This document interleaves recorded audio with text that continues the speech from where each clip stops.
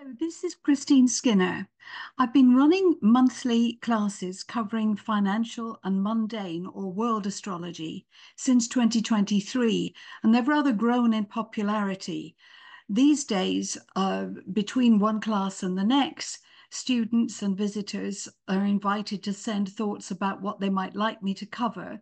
And these classes, which run anything between, well, they're never less than 1 hour and possibly a maximum of 75 minutes, enables me to look at all sorts of things that normally you don't get the chance to look at. So we can look at the charts of leaders of nations, we can look at particular companies, and along the way learn some of the twists and how to navigate these cosmic cycles.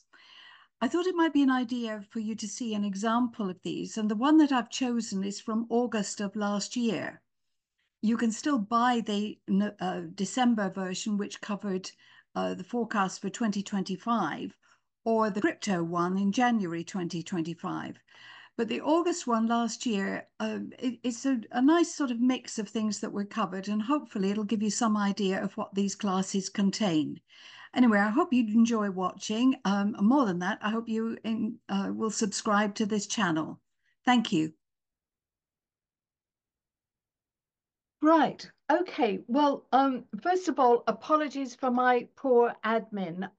Just to give you a little bit more background, um, my husband's sister, who'd also been very poorly, she actually passed away on the 30th of July, which is not unexpected, but that was that event. And then that was followed by another brother just the following week. Anyway, it's all been a little bit chaotic, and I wasn't in my office, and I was trying to work with a Wi-Fi, apparently, as they call it in France, that was a little temperamental. So apologies, I couldn't get all the links done as I wanted to. But anyway, here we go for today. I refuse, by the way, to blame Mercury being retrograde. It's just as it is. I want to start with space. Now, just the other day, the sun, in fact, I lifted this from Bloomberg actually at the end of July when they were talking about the sunspots having reached a high. In fact, they've got a lot higher even since this was included.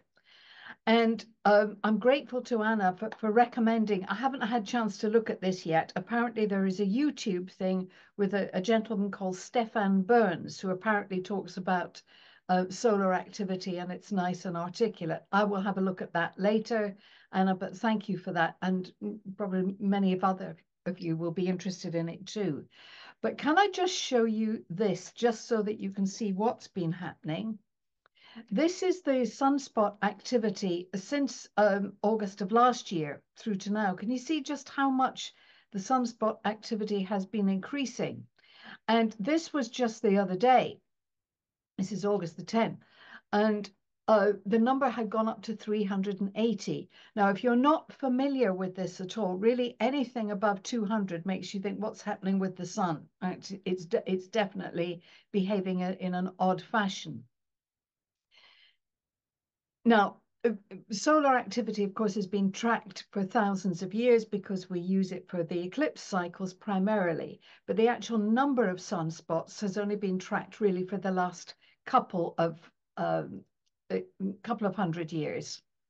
Sorry, let me just check I've got everybody in. Yeah. And the thing about this is that there was a gentleman called Theodore Landscheid.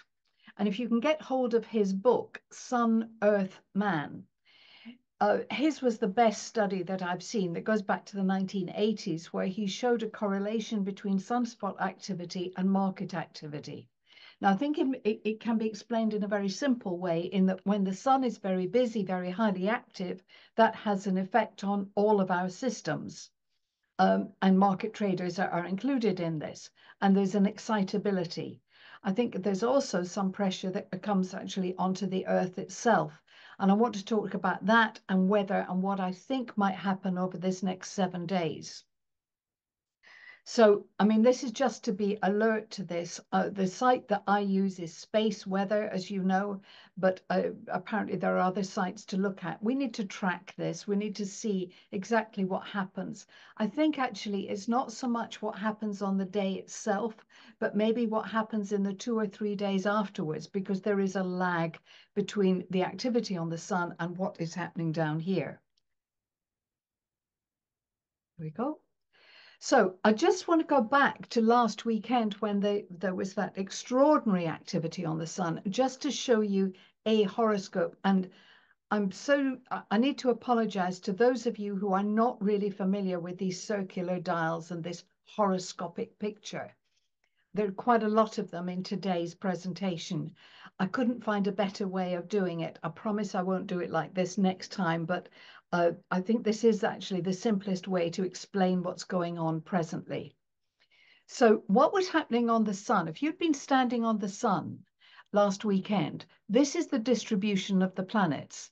Venus and the little asteroid Astrea would have been on one side of the sun, and everything else was on the other. Now, I actually think that that's important. I think that actually creates a pressure on the sun itself. These pictures have these graphic pictures can occur quite regularly, but not to this extreme.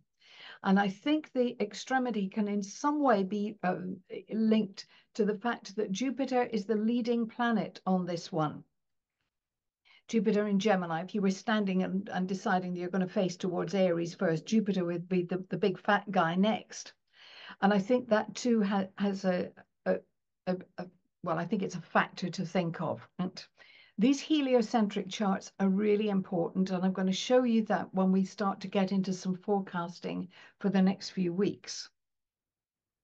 So for today, this is my plan. I want to talk about the recent market volatility and what I think is going to happen next. And I'm going to start off with the recent new moon, which was in July. I want us to go back to have a look at the solstice chart. I want us to consider Japan, which I think is going to be a major feature in the next 3 months. We'll talk about the recent panic and tomorrow's full moon. I also want to talk about August the 23rd, war, global war. God knows where it's going to start, but it seems to be bubbling everywhere. Tiny bit on Bitcoin, and I want to finish off with gold. Now, could we use the same rules that we usually use? If I would really be grateful if you send me a note after today's thing saying what you would like me to include in the September one, because it's very interesting to actually follow your line of thinking as well as my own. So I want to go back to July the 24th. That's just a couple of weeks ago. And again, I've lifted this from Bloomberg. Now, on July the 24th, the news was about the moon, was the start of the Magnificent Seven earnings, and apparently was underwhelming, with dragging stocks lower. And Tesla slumped, and Deutsche Bank didn't have a very nice picture either. Right? Now, I think all of that could be explained by what was going on, sorry, that wasn't actually the new moon itself, but the new moon had slightly preceded it, and it was leaving this legacy. Now, I'm a great believer in using end charts. It's not common actually in the astro community. It's very common for people to look at the start of something, like if they want to work out what's going to happen with an election, for example, and a lot of people think they should use the chart for the start of a trading day. If I want to do forecasting, I actually want to see what the outcome's going to be, because then I can make my plans. So on the 24th of July, when those earnings data came out, the picture was quite gloomy. But actually at 4:30, as Wall Street closed, this is what was happening. The moon and Saturn were conjoined. Now, they are not comfortable friends, right? And they're certainly not at 18 degrees of Pisces, which opposes the position of Mars in the New York Stock Exchange chart. So just that factor alone would have suggested that could be a day of misery. Now, even if you leave that aside, this is a quick hot tip. Whenever we have too many planets, and we include the sun and the moon in this little picture, when we've got too many of them in what they call mutable signs. Now that's Gemini, Virgo, Sagittarius, or Pisces. If you get too many in that build-up, then traders tend to react negatively. Now, I think we can explain this. Mutable signs are the most versatile signs of the zodiac. If you know Gemini, Virgo, Sagittarius, or Pisces people, they've always got fingers in multiple pies, right? They're weighing things up. They might go here, they might go there, but there's a sense of not really knowing which way they're going. And I think that's what happens in the marketplace. When you get too many things in these mutable signs, the tendency is to go towards the negative. Now, in this one here, sorry, I've written the wrong thing there, right? I was so tired this morning. Moon conjunct Saturn, not Mars there. I'll correct it before I send you this out. The other thing we've got to start considering far more is that Neptune is now on the brink of crossing the world axis. It's almost at 0 degrees Aries. Not quite, but it's almost there. It's close enough for jazz, as they say. Now, the last time it was at this position, as I mentioned when we did the July event, the last time it was there, that was the outbreak of the American Civil War. And history, I'm afraid, does repeat. And the fractiousness across that continent, you can we can see that we can hear the echoes of that now. So I don't think we're done with this yet. When something is at the very, very edge of a sign, it's called anoretic, right? And just think anorexic for a moment. Nothing is actually feeding it, right? It wants to get through to the other bit, but it's lacking something. And it can leave us all in a state of complete confusion, particularly when Neptune's concerned, it's a state of confusion. Now, Gann, whom many of you will have heard of, was apparently the great astro trader. And a key thing for him, and actually, although he gets this build-up of press of being the astrologer, actually that wasn't quite true. He was employing other astrologers to look more closely at planetary cycles and planetary pictures for him. He was very much a mathematician and absolutely into the idea of balance. If you have day, you get night. So if the market goes up, at some point it's going to go down. So he used, or that collectively they used, the charts for when the sun crosses 0 Aries, Cancer, Libra, or Capricorn, right? Those charts will give an indication of what might happen in the coming 3 months. He would also take into account the halfway point between those dates. So between 0 Cancer, where we are now, we're between that one and 0 Libra. The halfway point is when the sun's at about 15 degrees of Leo. So he would have calculated that chart as well. So what he would have done was to go back to that solstice chart. So this was for the 20th of June, right? And he would look at the chart for the day, right? For exactly the moment when the sun's got to 0 degrees Cancer. Now, I've cast this chart for Wall Street, but you would, if you're interested in Hong Kong or the Nikkei index or the London FTSE, you would redo the chart for where you are. And then what he would have done is this. He would have looked to see, well, first of all, what's the distribution of the planets? And he would have probably done my counting thing of, is there anything in mutable signs?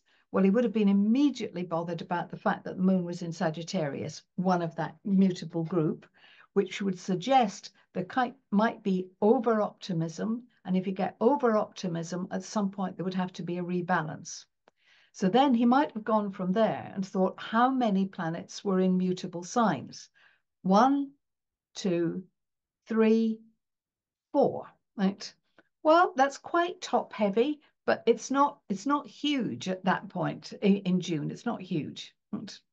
But he would have looked at this and thought, right, Mars moves fairly quickly. Mars started in Taurus.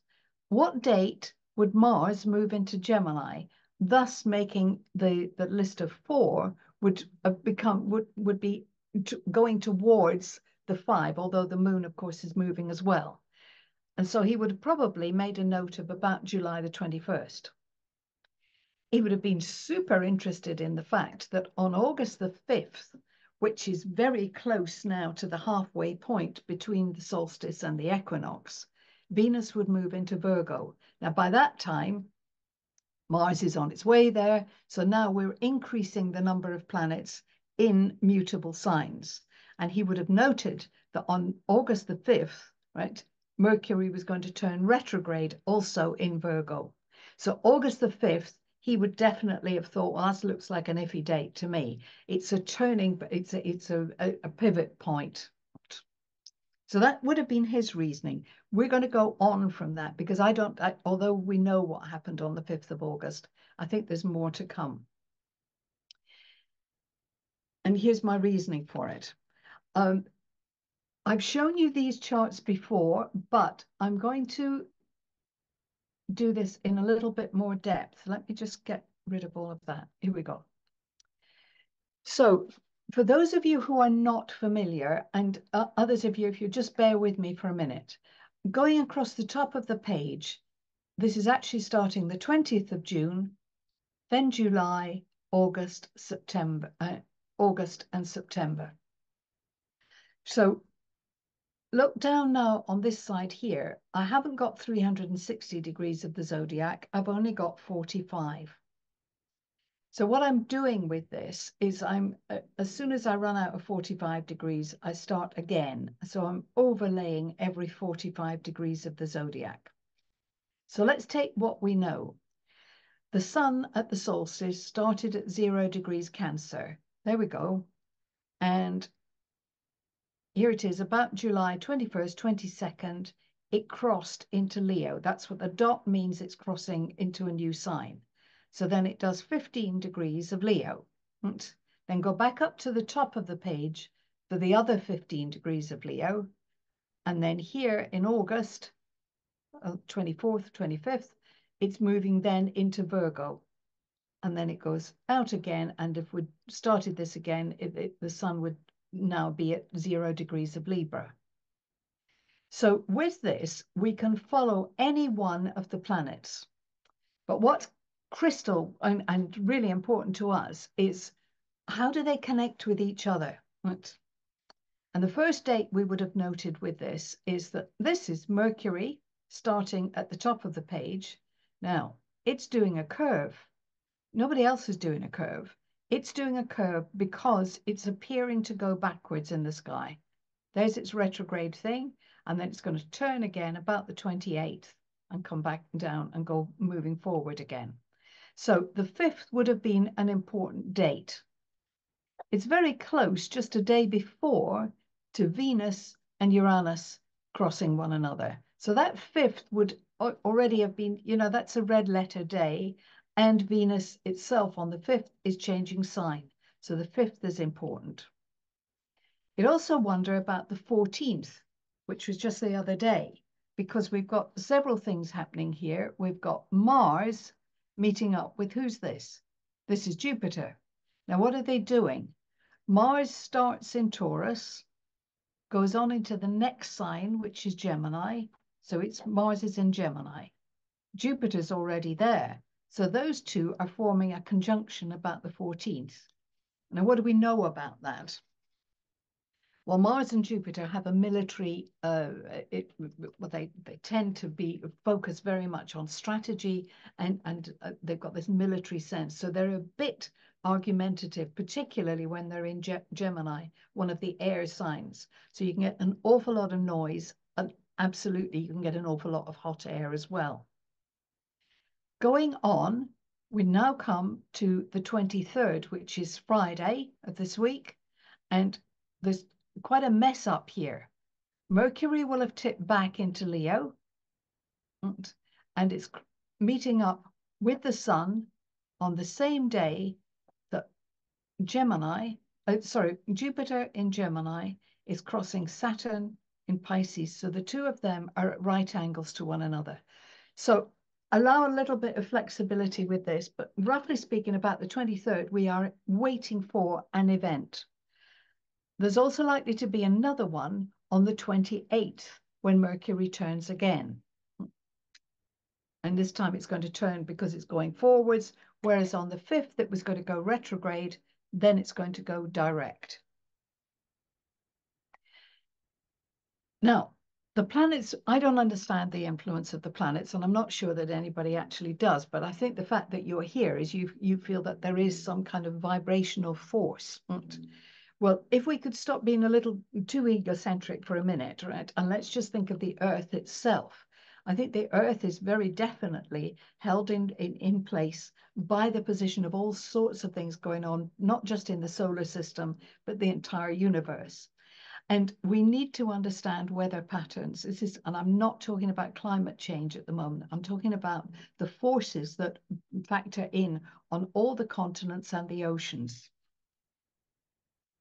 So I want to now do exactly what I did before with the image that you had before, which was when I was taking the position of the planets in their tropical zodiac. And I'm now looking at them from a declination point of view. So this is how far this is, the zodiac is a belt, right? So this is how far on the belt they are. And are there any times when they're crossing there, but they're sharing the same declination? And they were doing that, if you can remember, back in July, when there was that major cyber attack, which was huge. And the reverberations of that continue. But there was also a major typhoon then. Now, I wasn't looking for a cyber attack, but it's what I must do always, and particularly at this time of year, because we are now into hurricane season. It's absolutely important for me to look particularly at these declination pictures, because given that in 2024, the moon is at its maximum declination. Do you remember we had there's a sort of curve? It's like a vocal cord curve or a radio wave. And in some years, the moon goes to maximum declination and then it comes down to minimum. Now it's out of bounds. It's really, it's going way, the frequency is really high here. And you may remember that there was that, what's it called the other day? Hurricane Beryl we've already had. So this one, the 5th of August, was already looking very iffy to me. I am concerned about this one. That was the 8th and 9th. And we'll talk about that in a moment. And the 16th, which coincided with the moon at maximum declination. And we haven't finished with these ones yet. Now, the point to make here is that if there is, supposing, I mean, it's a long time now since we had that awful Hurricane Sandy and there was Hurricane Katrina. There are all sorts of things that could happen to the east coast of America. I don't want to focus just on that, because I also think we need to look at the other side of the world. So if I go back now to Friday, August the 9th, Japan's prime minister had to cancel a visit to Central Asia after experts warned that the risk of a megaquake occurring off the country's Pacific coast had increased.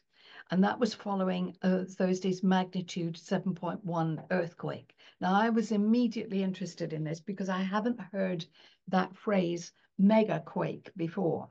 Now, actually, the meteorologists changed their minds afterwards. They reduced the risk. I think they might have been a little bit previous with that. And I want to show you why. But before we get there, we talk about today. Right? I think because we know that tomorrow, with the full moon tomorrow, which again, we're going to discuss at some length, the full moon is not happening alone. We've got a Venus-Saturn pattern. We've got all sorts of things happening tomorrow. So the pressure, I think, is already there on the Earth's crust. Now, a volcano apparently has already erupted, and there's a 7.0 magnitude earthquake struck off Russia's east coast.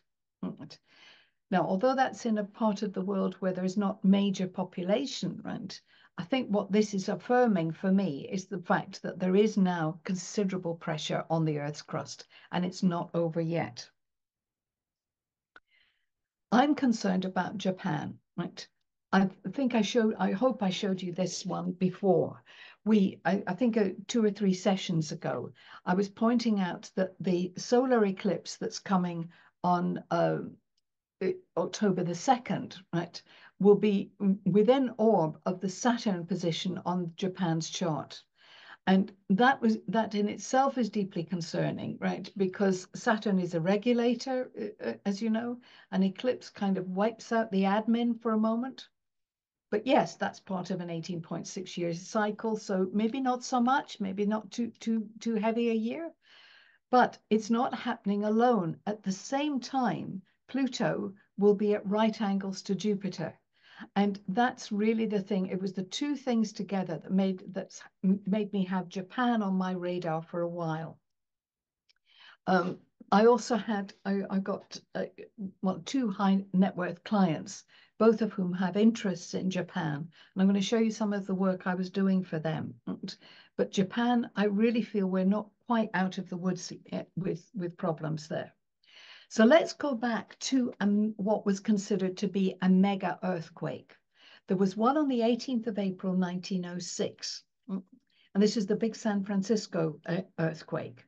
And that happened with Mercury stationed, there's the S, right, at 7 degrees of Aries, at right angle to Uranus, planet of the unexpected, that was very close to the midheaven of this chart, and opposing Neptune. So there's this really quite vile T-square that was in operation at that moment. So I started to look to see, can I replicate that pattern? Well, I can't, because Uranus and Neptune don't meet up that often, oppose one another that often. But the degrees concerned, if it's a case of those particular degrees are very sensitive, then I need to be awake and alert for that. So now, if I take the earthquake that was off Japan on the 8th of August, which was on my list, look what happened. The node was at that point 7 degrees of Aries, lining up with the Mercury of that initial chart. Now, there are other things that line up as well, and I'll leave you to have a look at this. But this is a deeply concerning here. This is Uranus. Remember, we're saying Uranus at 8 degrees of Capricorn. Now, it's only going past that once every 84 years or so. So maybe that's significant, but this is Ceres, the asteroid, the Earth asteroid, also going past that point just the other day, and it's another slow mover. So this picture is not finished with yet. And I really do have concern, because in this last week or so, we've heard about that. I mean, there's always small mini earthquakes around that San Andreas fault, but it could be that there is a split coming in the Earth. I'll fast forward a minute. I'm coming back to August and the markets in a moment. But can we go now to the lunar eclipse that's coming on the 18th of September? This is concerning just from the market point of view, because at that lunar eclipse, and remember, we're talking about how much stuff is in mutable signs. Well, the sun in Virgo, Mercury in Virgo, opposite the moon and Saturn and Neptune in Pisces, and all of this stuff at right angles to Jupiter in Gemini. Now, I set this one, as it happened, I set this one for Hong Kong. It was a little bit random, but my intuition must have been slightly on that day, because if I do it for exactly that moment, Uranus, the planet of the unexpected, is setting. Now, I'm not suggesting that Hong Kong is going to experience a typhoon, although that's possible, right? But I would say that that part of the world, that eastern part of the world, the pressure on the crust, on the Earth's crust, could have negative effect then. And so I'm going to suggest that markets have still got some way to fall. And maybe that what happened on August the 5th was giving us a clue as to what's going to happen in the coming weeks. Before I leave the Japan thing, let me just go now to, this is a comparison of the Japanese yen versus the US dollar. And clearly the trend since the start of the year, with few exceptions actually, has been down, right? Not been good at all. So had you been invested in the Japanese yen, I think you would have been quite disappointed at the beginning of July. You would certainly have felt that you'd lost a lot of money. As it happened, and it was, again, it was pure fluke. I can't take any credit for this at all. One of the jobs I had been doing, I had been comparing purchasing with lunar trading. I probably had a glass of wine too many, but I was playing with it anyway. But I happened to hit lucky because over the last year, had you started off investing in it and you'd been buying at the last quarter moon and selling at the new moon, you would only have lost 0.01 of a dollar. So you wouldn't have had the mega loss that some people experience. I'm now playing, obviously, that you don't want to do that, but it's very interesting when you suddenly find something like this. Before I leave currency, let me just go to, for those of you who are in the UK, can I just tell you, be on alert when things go through Virgo. Virgo seems to be, and this is a statistical thing, this, I'm not looking at it from any other point of view. The pound, you know, everybody was excited with after the election and whatever.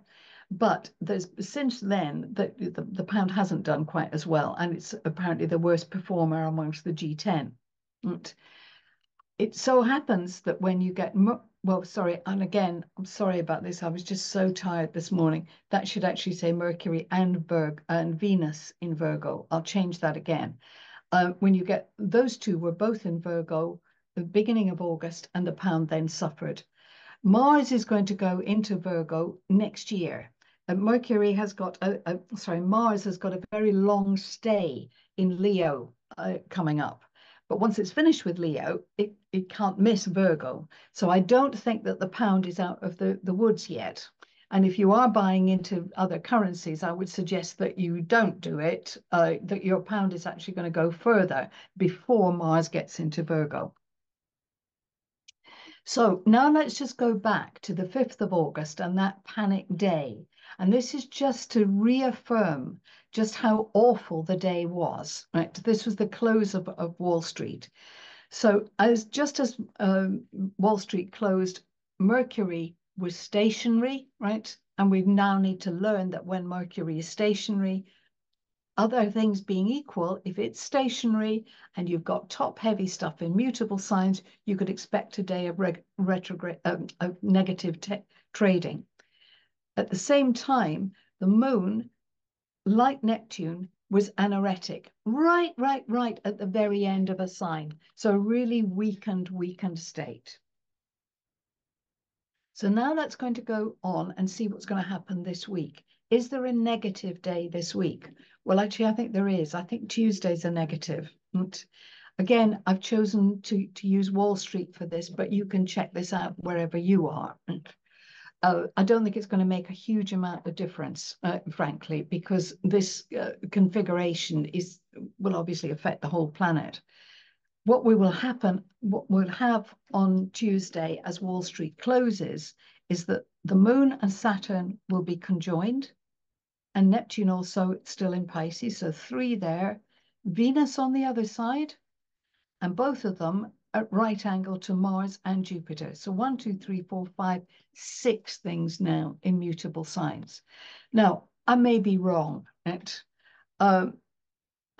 this is where the people that I work for, they're interested in me isolating a date. They don't necessarily want me to tell them which way a market might go because they can hedge their bets. They're rich enough to be able to do that, right? I would suggest that if I had to put a bet on it, I think this is more to the negative than it is to the positive. But it certainly looks as though it's going to be a day of quite a volatility.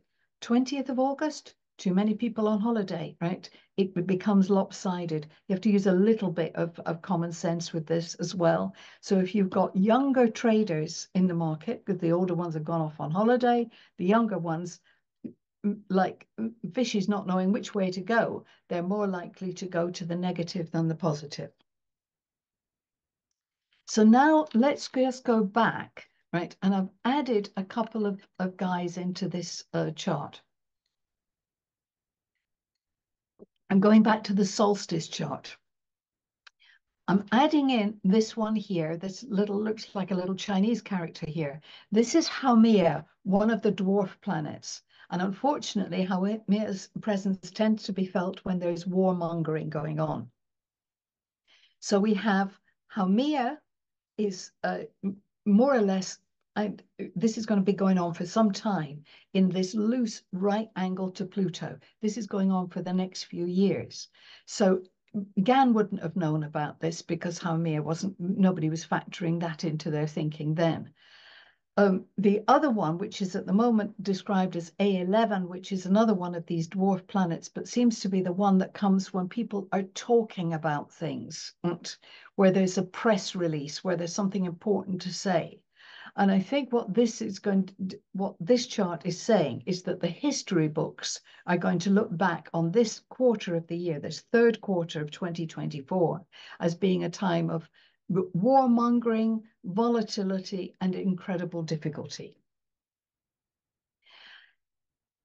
I thought that I should look at the chart to recast it, the chart, the solstice chart, but this time to recast it for Hong Kong. I know one or two of you are interested in the Hong Kong market. So it's the same chart, but it's turned around a bit. So you were actually, the solstice would have been experienced in the early hours of the 21st of June because of the time difference. But this is the one, the concern here is that the moon would have been very, very close to the descendant. Now, the descendant is others, and the others in this case would be the other half of the world, the Americans over here. So this is like a contagion. I think it's less about what might be happening in Hong Kong itself, but how it could catch a major cold from the other side of the world. Again, I would go back to this, right, to this chart, but I've done it slightly differently this time. Look at the numbers on the left-hand side. Instead of overlaying every 45 degrees, I've overlaid every 90. Right? Now, this just means that when any two lines cross, the planets are either conjunct, opposite, or at right angles to one another. And that gives them extra power. Right? Those dates are really, they just seem to, people seem to overly react.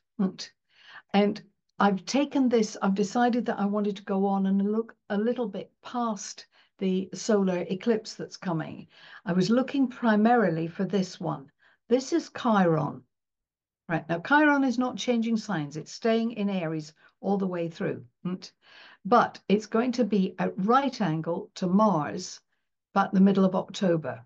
And I think until we get there, we're actually in for incredible volatility. Now, when you get that and you get low moments, you also get buying opportunities. So in September, what I'd like to do is to look to start to see what kind of things you might choose to buy into. But before we get there, we ought to see what is happening tomorrow, because this is the big thing. We've been talking about this. Ray Merriman's been talking about this. I think all the financial astrologers have been making a big production about tomorrow, which I believe to be a key date. Now, for a market to react, that a market's just people. So what would frighten them? If in fact the market was going to go down, what would frighten them? Well, increased possibility of war. Yep.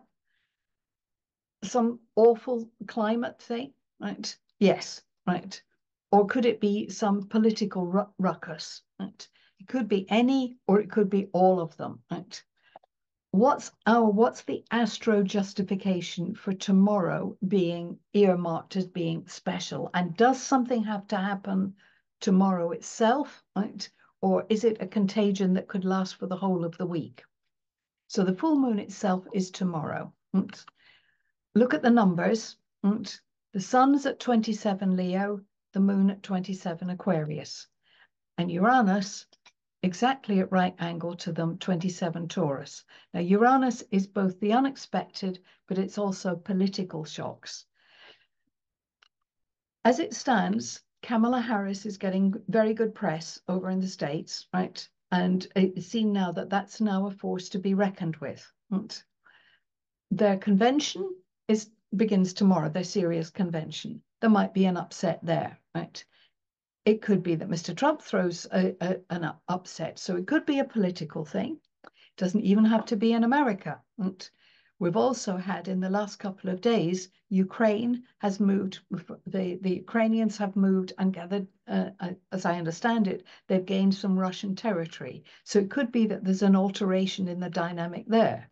Then we have what's happening over in the Middle East and this appalling, the attacks both in Israel and Lebanon. So there's a fractiousness that's absolutely definitely in the air, which is, first of all, that T-square. And then we have this other one that I was talking about, which I think is the one that tends to pull down the markets. Now let's have a look and say, forget all that for a minute, Christine. Could you just have a look at it from a heliocentric point of view? Is there any reason why tomorrow should be special from a heliocentric perspective? Well, yes, there is. Once again, we're at about the middle of August, and this is Mars crossing that one, which is just marked as an A now, but it's the one that's where things are talked about. So I think there is a dynamic here that it's a global event that shocks the world. Again, I could get it wrong. I think the key date is going to be Friday, which is the 23rd. And there are many reasons for this, but the 23rd of August is when the sun moves into Virgo. Again, you know, is back into one of the mutable signs. So it's deeply concerning, this one. I've set this one for Japan, for Tokyo, because I'm really concerned about the fact that the lunar node is stationary at 7 degrees of Aries, which is exactly that same line as the San Francisco earthquake. I really hope I'm wrong, but if I'm not, it's concerning. The other factor is as Japan closes, the Japanese markets close at 3 o'clock local time. And at that point, the moon will be at 19 degrees of Aries, which is, you know, when I did all the research for the first book for exploring, I found that 19 degrees of the cardinal signs was very often there, accented when there was a major correction. So I am concerned about Friday. What have I done here? That's actually not it's not a full moon on Friday. The full moon, of course, is tomorrow, but I reset this thing for when Hong Kong closes on Friday, because Hong Kong closes at 4 o'clock in the afternoon, Hong Kong time. And what I wanted to do was to see, was there anything that was going to be very close to what they call the angles? And I am disquieted about this because Pluto is virtually at right angles to the axis, and Chiron, it's a bit wide, but I think maybe it should also be taken into account. So I think the Hong Kong markets this week could swing this way and that and end toward the negative. But again, I could be wrong. So we have the prospect also of war just about everywhere. And I just can't, can you imagine trying to even begin to, where on earth would you start the rebuild and the cleanup? Is war in the air? Well, yes, it is, right? Might that be one of the contagions that affects Hong Kong? So what I did this time was I reset the chart. And look what I was resetting it for. That's got the Saturn-Venus opposition across the 3rd and 9th. And I was looking to see what time of day would Neptune be exact. Neptune being Neptune is the sea, of course. What time would it be exact on the midheaven, right? Now that's at 2 o'clock in the morning. So that's not when nobody's trading then. But could that be some newsworthy event? Could that be, is it because something happens in Japan that then affects the Hong Kong market? I don't know, we have to learn from this, but that's the time of day that I would be concerned about. Look at this. those of you that were trying to watch the Perseid shower last week, I was with my almost 9-year-old grandson who was hyper about going to see these things. And it was wonderful because we were in France, not cloudy skies and no street lighting we could see. But that's not a meteorite. On August the 6th, the comet-like plumes are fuel dumped by a rocket booster, which came into the Earth's atmosphere. Now, SpaceX does this all the time, right? But this one looked completely different. Right? It wasn't like that, it was too mega, it was too different. Apparently, it was something called Thousand Sails. It's a Chinese initiative to compete with Starlink. And they're saying that officials say that 108 satellites are planned for launch this year, right, in separate batches of 36 and 54. Right? Now, you can read all of this yourself, but the Thousand Sails and the second proposed Chinese mega constellation named StatNat, 13,000 satellites, is going to create great concern for environmentalists. But actually, I think it should be concerning to everybody. Right? This really makes, some of you will know I'm reading all the time about the companies that are trying to work out how we're going to sort out the space debris, because I honestly think that that's going to be a sector that's absolutely worth investing in. And you could get into the ground floor of that now. So now what we need to do is to look at the key dates between now and through to the 15th of September. There's tomorrow, which I've spoken about. I'm going to come back to August the 23rd. There's August the 28th, September the 1st. Mark that one as well, because Uranus is going to station. And as it happens, it stations, and I think that's going to bring another upset on the US political stage. There's September the 3rd, September the 8th, and September the 12th. Those are the key dates, which I think for traders, those are the ones to look for. So now let's just take one of these. Let's take this one for September the 8th, where the Sun opposes Saturn. And let's just see what's happened before when the Sun's opposed Saturn. Now I'm going back, obviously the Sun opposes Saturn every year. But it doesn't always oppose Saturn in Pisces every year. Saturn is on its 30-year journey. So what we need to do now is to go back in time to 1994 and 1995, right, to try and replicate. Now this, again, I've used the S&P index for this. So Saturn is going through Pisces for roughly 2 years. And what happened last time was that the market went up into the opposition and then fell off, up into the opposition and came off. So September the 8th, it could be exactly the same thing again. We might have a little bit of a rise up, but then it comes back down again. This is what happened with the Hong Kong market at exactly the same time. There was the rise up in the days before it, but immediately a drop off. Now, looking at the other, one of the other things we saw from our list, let me go back to this, was August the 23rd, Venus squaring Mars. So let's consider what happens when Venus squares Mars. How does that affect the market? Let's have a look here. So we're going to go back now. How often does Venus square Mars? So we've got to look at the whole of the cycle. Oops. So I've taken the whole of one cycle in 2022. Do you remember Venus conjunct Mars and Russia invaded Ukraine? That's your key marker for that.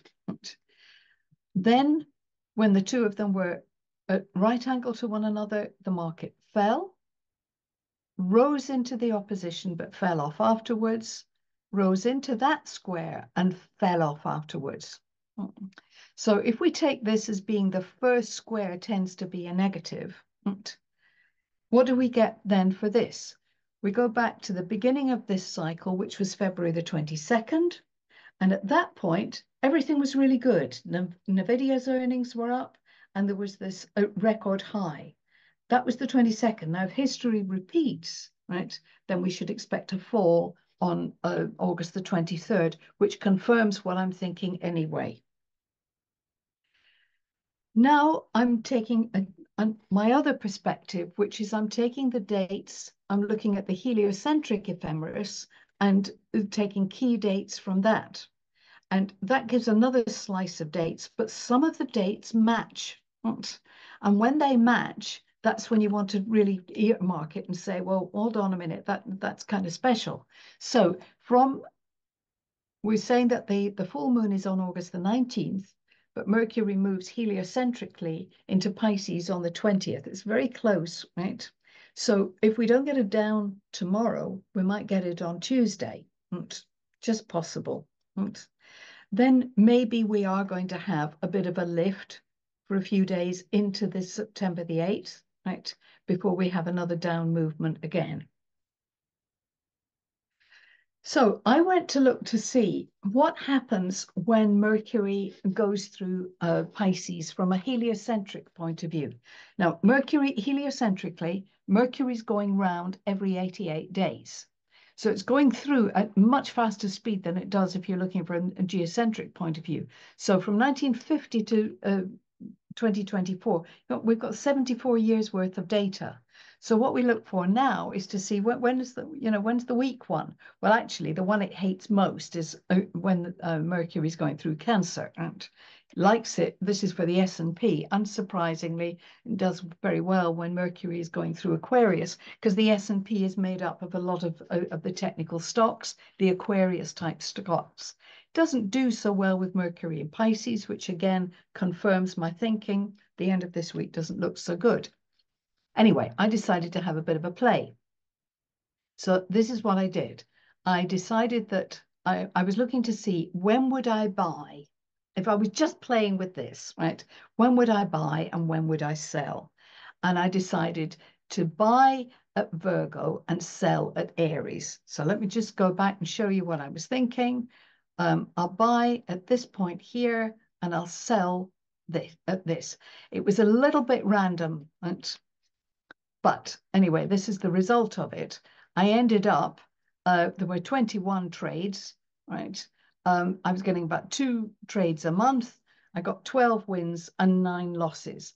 This isn't good enough for me, but this is the wonderful thing you can do with the Optuma program. You can do all this kind of back testing, and then you can research your 9 losses, right? You unpick those. Now, actually, with the benefit of hindsight, I shouldn't have started at Virgo and start somewhere else. But you unpick the losses to see, would I actually have traded on those ones? Was there another factor that I should have taken into account? Now, I promised that I would, in these monthly things, try and include also a little bit of Bitcoin and a bit of gold each time. Actually, next month, I want to do a bit more on silver, but I'm going to do Bitcoin for just now. I am concerned about this because Saturn, you may remember, stationed at 18 degrees of Pisces, very, very close to this Uranus position. And I thought what that would mean, and I've bleated on about this for the last couple of years. I thought that rules and regulations would get in the way and actually stymie Bitcoin's activity. And yes, you can look at the progress charts as well and all sorts of other things. But Bitcoin is now of an age, like any teenager born 2009, it's virtually at its Saturn opposition. This is its growing up time. This is when it's really tested. So this is what happened. This is Bitcoin since the start of the year, right? And Saturn turned retrograde, and since you see how far it fell when at the turning point, just as Saturn went retrograde. Now, yes, it recovered, but it's also been down, and it hasn't really made back and held this position yet. And frankly, I don't think it's going to do that until we get into November. Until that block is out of the way, right? I think we're in for some very sharp moves. Now, if you're trading and want to know more about the sharp moves, that's another story. But for those of you who just want to, saying, at what point shall I try and get back into Bitcoin? I think you've got time. But I did want to show you this because I started doing a little bit of extra research and discovered that if we go back since the start of the year, the one thing that Bitcoin really doesn't like is it doesn't like the moon going through Gemini. Look, that's been the case this year.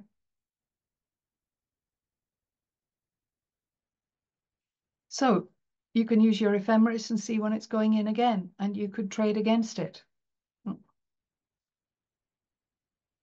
I also decided to put in these GAN lines, which I will be doing more of in the financial course. We've got three, it's in 6 units, this thing. 3 of them are, as they say, in the can. And now that I'm back and rested from this trip, hopefully we get the other 3 done quite quickly, AA conference notwithstanding. But I've tracked on this. These are Mercury lines and also Mercury at in 90-degree increments. And I think you can sort of see that Bitcoin has been moving between Mercury lines. I'm expecting that there will be another turn, right? So, and the turn this time, because it's now sort of coming down. And so I think the next bit is going to be August the 28th when we get a little bit of a rise. But again, there's a lot more to learn about this.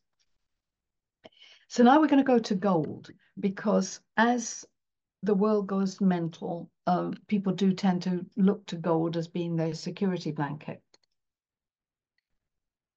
And since last year, since the solar eclipse in October of last year, when things, and since then, the Middle East, Ukraine, the Taiwan Strait, everything just seems to have got worse. And the gold price has gradually moved up and up and up. So another chart for you. This is also the chart that we use for silver when both of them started to trade on COMEX, the Chicago Metal Exchange. And I'm using this primarily for gold and silver can come together on some occasions, but they do actually have very different characteristics. Key in this is that this is very close to the 4th of July, as you know. So the 4th, 5th, right? The sun was roughly speaking at 13 degrees of Cancer, which is the degree for the US natal chart. And that 13 degrees of Cancer is very often marked when there's a rise or a fall in the price of gold, that is. So I want to show you this. Actually, before I do, can I just point out that the Mars in this chart for the COMEX chart is 29 degrees of Virgo, and Neptune, of course, at the moment is 29 degrees Pisces. And I think this is just saying something about both gold and silver being undervalued presently. I don't think that's a situation that's going to last. So these are the dates when Mars has gone past the solar position of the gold chart over the last few years.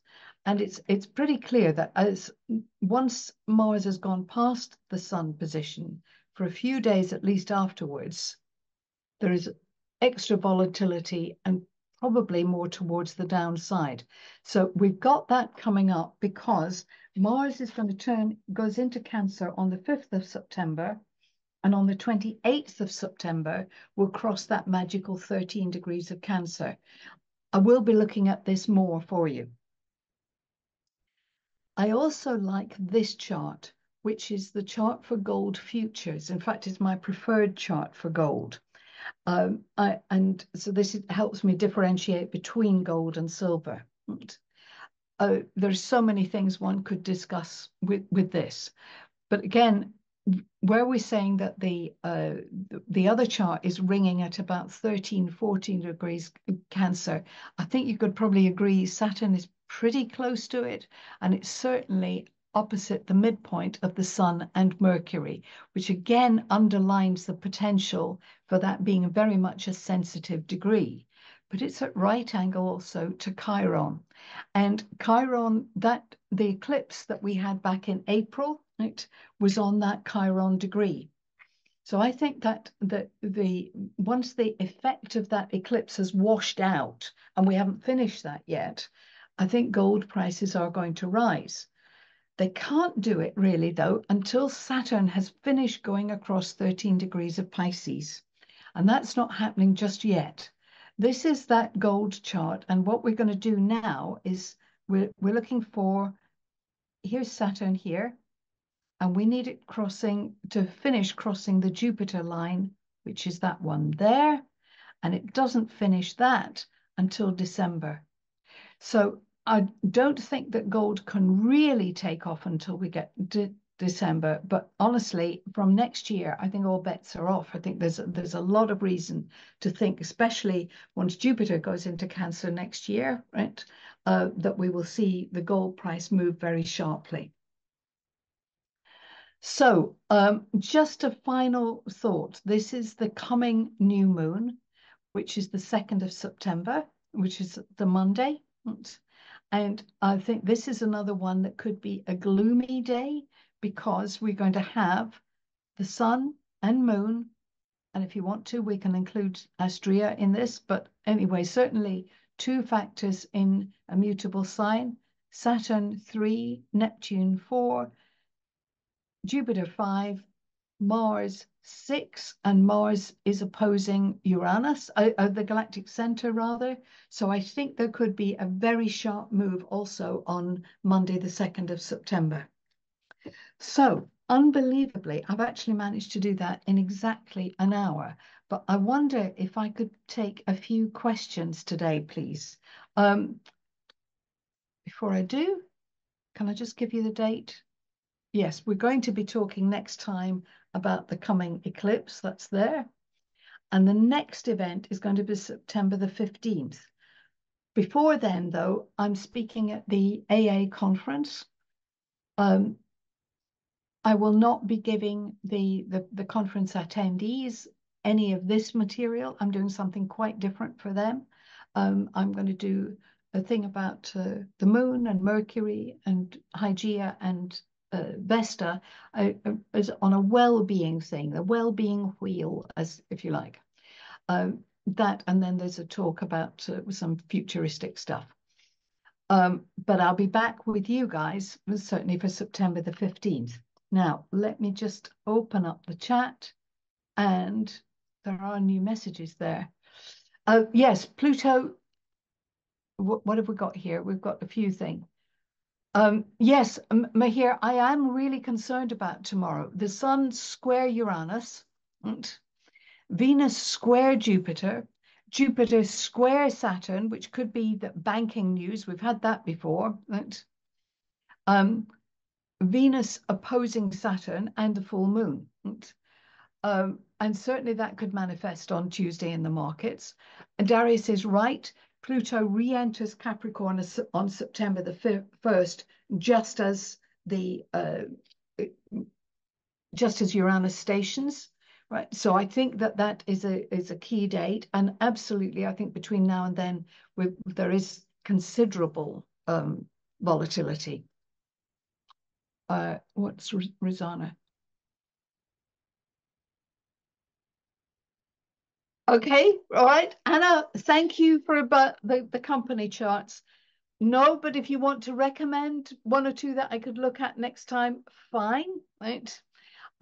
We could actually, I've been trying to keep this event to a 60-minute thing. If you're happy for it to be 75, then I can do a bit more. But, it's a long time for people to sit. I do appreciate that. Rizwana, no, I don't have the plans to start the crypto newsletter. I do have some other plans, though. But if you don't mind, I'm not going to announce them today. Mercury is still retrograde, and I'm playing with something, and I need to speak to the technical people. Yes, to 75. Wow.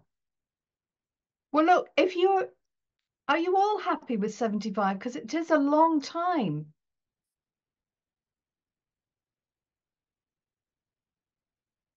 Mahira, you might be able to go to 90, Mahira. I'm not sure that I can. Right. Well, look, if you want to go to 75, shall we agree on that? But can we also agree that you'll help me out? Because what happens is I end up with a whole bunch of material and I don't want to offer, I don't know what to offer you. So if you could direct traffic a little bit, that would be really cool. That would be tremendously helpful, actually. Right, Rizwana, if we go to 75, then we can always do a little bit more of Bitcoin. What do you think? Will that work for everyone? Yep. Well, let's agree September the 15th will be a 75. Um, Let me go now. I've got to make a couple of corrections on this PDF. I'm sorry, I was so tired this morning. It was a really horrific drive back to the US. To the US, I can't even remember where I went to. It was Oh, well, thank you, Anna. Um, it was a really, really long day yesterday. But anyway, we've managed it today, and this seems to have been quite exciting for everyone.